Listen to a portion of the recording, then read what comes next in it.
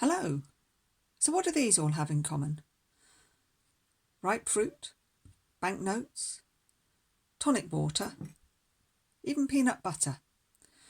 The answer is they all glow when they're exposed to ultraviolet light. Ultraviolet light is invisible light that's slightly more energetic than the visible light we can see. It has a slightly shorter wavelength. So this is a great gadget. It's a currency checker and it's used by many shops to check whether your banknotes are genuine or not. And it relies on an effect called fluorescence. Fluorescence is when an object glows when it's exposed to ultraviolet light. So you can see here, we've used a special ink. When I turn the light on, you can see the 10 and the 5 glow. When I turn the light off, they're hidden. So with fluorescence, the invisible ultraviolet light is absorbed by the ink in that 5 and that 10, and then it's re-emitted at a slightly longer wavelength, so it's in that visible part of the spectrum, so we can see it. You can also see fluorescence with tonic water. Tonic water contains a chemical called quinine, and quinine was used to fight malaria. Although the amount in tonic water at the moment really isn't anywhere near enough to treat it now.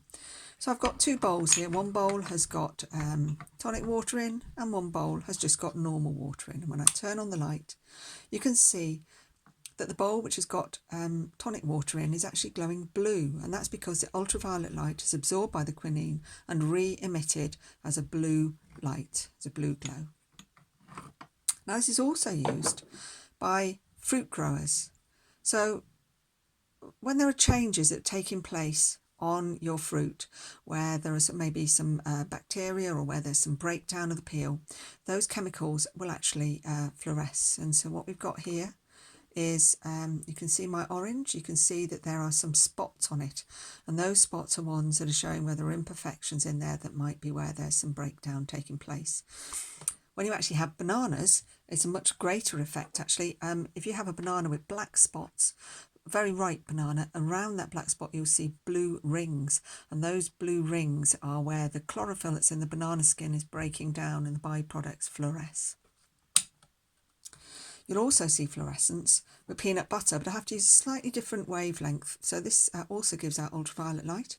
And you might just be able to see a little bit of a white-blue glow. This isn't quite so easy to spot, but there is some fluorescence, even if it's not coming out that well on the video with some of this. Oh, actually you can see a bit of green down the bottom as well.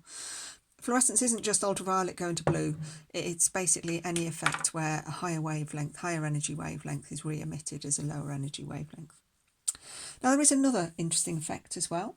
So I have some photochromic beads here. So these beads change colour if they're exposed to light, ultraviolet light in fact. It's a reversible reaction, so if I leave the beads alone after their exposure, they will gradually fade back to being white. So you should have been able to see, actually, so it happened quite quick. Well, you'll see some white ones in a minute, but these ones, as they sit under the light, they become quite brightly coloured.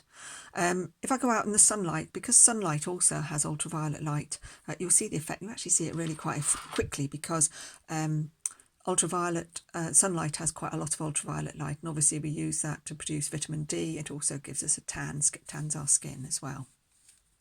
And if you look very carefully, when you have a tonic water outside in the daylight, you will actually see that glows as well if it's very bright sunlight. It's quite a strange effect. So here are these beads again. You can do some experiments with these. So for example, let's see whether ultraviolet light can go through different filters. So here I've got a sort of an orange filter. Here I've got a green filter. So I place them over the top of the beads. I'll put those beads under the light, leave it for long enough that the beads, I know that there would have been a colour change. And then we'll have a look and see whether we've got that same colour change. And obviously you can try this with lots of different things as well, lots of different sort of covers. Try practicing sun cream, for example, although there are different wavelengths of ultraviolet, as I say, and sun creams are most effective for those most energetic ones. So there we go, we've got some coloured beads, very coloured. I take off my orange, got some faint colouring, and if I take off my green, you can see a little bit where it's gone through the corner, but there's much less light being allowed through into the centre, apart from that little leaking around the edges. So you could also be thinking about what sort of colour filters might be best, say in sunglasses, or what types of plastic at least. Now, one other thing we have, an effect, is called phosphorescence. So I have glow-in-the-dark paper here. This is a sort of paper that is used with when you have those glow-in-the-dark signs which say fire exit above certain doors, for example. And I'm going to use this just to demonstrate, you see it really quickly actually, can't you? How we produce a shadow picture. And you'll be familiar with shadow pictures because that's how we can spot if there are cracks in bones when we take a very simple x-ray. Now the thing with this effect, this glow-in-the-dark paper, is it absorbs the light and then it takes much longer to re-emit it. And this effect is called phosphorescence. So if I turn off the ultraviolet, you can see this is still glowing. And when I remove that key, you can see that shadow picture that remains. That's the original colour of this paper. And you can see the rest of that is glowing, continues to glow and very gradually fading away. So I think that's all I'm going to show you today. Ultraviolet light is really useful, particularly fluorescence, when it is used. Chemicals which fluoresce are attached to certain molecules that are taken up by plants, and you can then follow what's happening inside the plant, for example. A very useful diagnostic tool that we probably ought to learn more about at some point. Thank you.